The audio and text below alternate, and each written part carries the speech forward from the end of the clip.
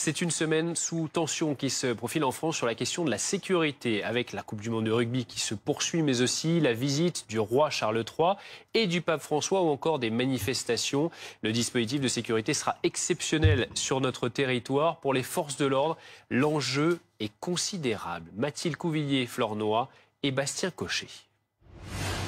De 8 000 policiers et gendarmes mobilisés mercredi prochain jusqu'à 30 000 samedi. C'est le dispositif de sécurité prévu pour la semaine prochaine.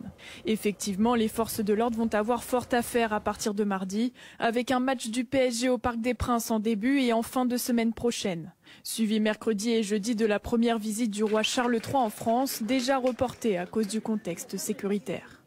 Le pape sera également présent pour une messe à Marseille en fin de semaine. Des visites d'État qui bénéficieront d'une garde rapprochée.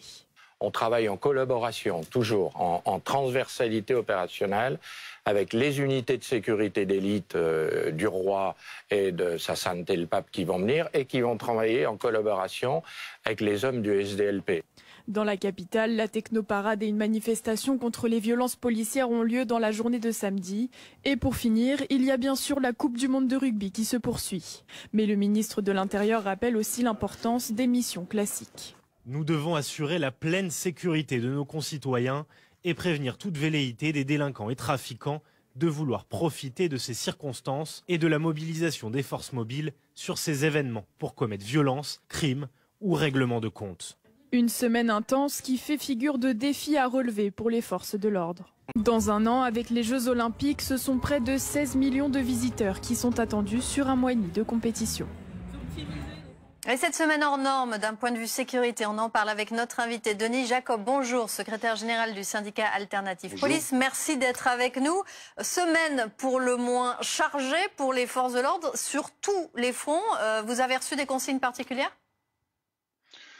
Oui, on a reçu bien évidemment des consignes particulières et qui plus est avec l'annonce récente du ministre de l'Intérieur du risque renforcé d'attentat, d'où cette hyper mobilisation des forces de sécurité pour assurer au maximum la sécurité de nos concitoyens, mais également de l'ensemble des personnes qui viennent de l'étranger à l'occasion de cette Coupe du Monde de rugby. Mais vous savez, ce dispositif, c'est aussi un test par rapport à l'énorme dispositif qui va être mis en place l'année prochaine pour les Jeux Olympiques. Et bien évidemment, ce test va permettre aussi de tirer des enseignements, éventuellement, de ce qui n'aura pas fonctionné à l'occasion de ces événements qui se succèdent. Et je le dis très solennellement, comme le disent d'ailleurs d'autres collègues de syndicats, à événement exceptionnel, dispositif exceptionnel, mais qui dit dispositif exceptionnel, compensation exceptionnelle, il commence déjà à y avoir des grincements de dents dans les troupes policières,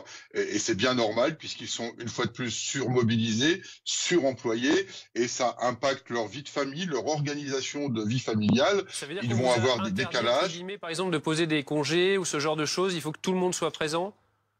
Il est du pouvoir, effectivement, du ministre de l'Intérieur d'annuler les congés annuels notamment et de faire en sorte que 100% des effectifs soient présents. C'est ce qui est d'ailleurs envisagé pour les Jeux Olympiques de 2024, puisqu'il y a déjà 7 jours qui sont considérés comme à 100%. Nous travaillons actuellement avec les autorités du ministère de l'Intérieur pour l'élaboration de ces Jeux Olympiques. Et effectivement, les collègues font part de leur inquiétude, puisque ça va être une période très longue, très de 3 mois, où ils vont être hyper mobilisés pour sécuriser ces Jeux Olympiques. Et une fois de plus, la Coupe du Monde du rugby, l'avenue du Pape, l'avenue du roi Charles III vont être un ballon d'essai, si je puis dire, pour voir si le dispositif est adapté aux événements qui, en 2024, vont avoir lieu sur l'ensemble du territoire national. Bon, on espère que ça va être adapté parce que c'est quand même gros, tout ce qui se passe la semaine prochaine, avec une espèce de point d'orgue qui sera samedi. Vous avez des inquiétudes particulières ?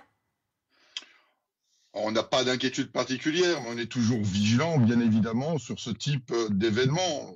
Personne n'oublie ce qui s'est passé au Stade de France.